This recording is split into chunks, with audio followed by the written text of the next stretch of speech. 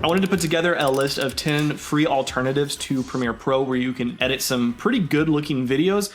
However, I had to shorten that list to 9 because it turns out that Filmora only offers a free version with a watermark, and who wants a watermark? So I'm going to show you 9 alternatives that you can use for both Mac and Windows, and they do not have watermarks. So the first one is CapCut. First thing you're gonna be thinking is, that's a mobile editor.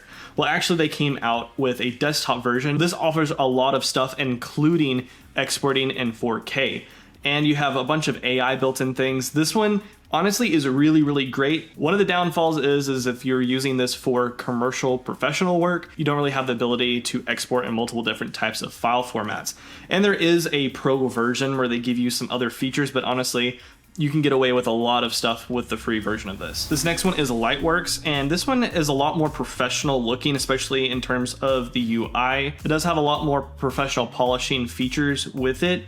However, you only are able to export in 720 on the free version, but you do get some VFX and transitions with this. This next one is my favorite and what I've made like most of my videos over, and that is DaVinci Resolve.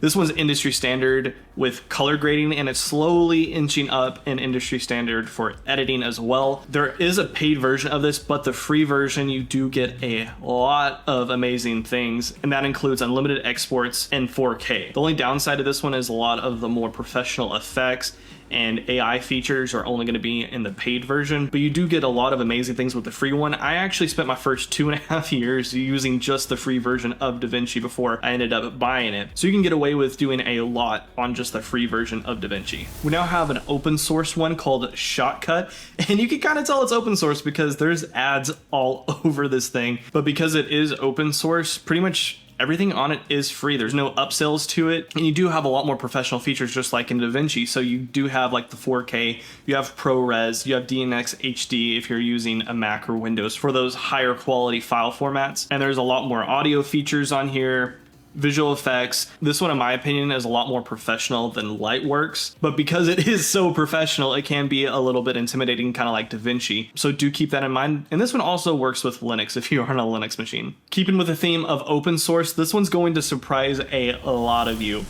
and that is Blender. So the only reason I would recommend doing this is if you are an animator and you're interested in 3D animation.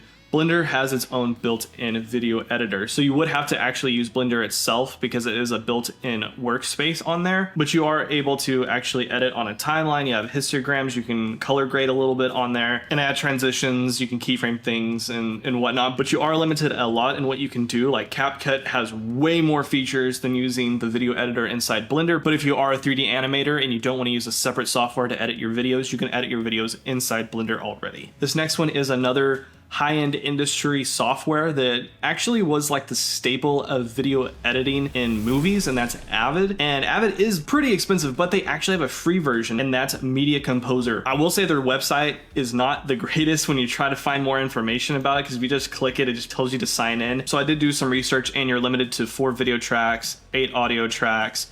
You only have 5 bins, and you can only input and output in SD and HD, so 720 and 1080. So it really limits you on what you can do in it, but if you are someone that's wanting to work your way up into actual Avid Media Composer and you just want to see how it works and you want to be able to actually export some pretty good looking videos using a higher end editor, then check out Avid Media Composer first. So this next one is HitFilm, and it was recently acquired by Artlist and ArtGrid, the stock audio and footage site. This one's kind of similar to Lightworks in terms of usability and the features that it has, and it does have a lot of pretty good stuff. I mean, if you look at the free plan, you do have 127 visual effects. You do get some extras like some song sound effects and a couple templates, and you are able to export in 1080, so not 4K, but 1080 is still great. I mean, a lot of people actually stream on their phones in 720, if not 1080. This last one is another open source like Shotcut, and it's actually very, very similar. And this one is KenLive,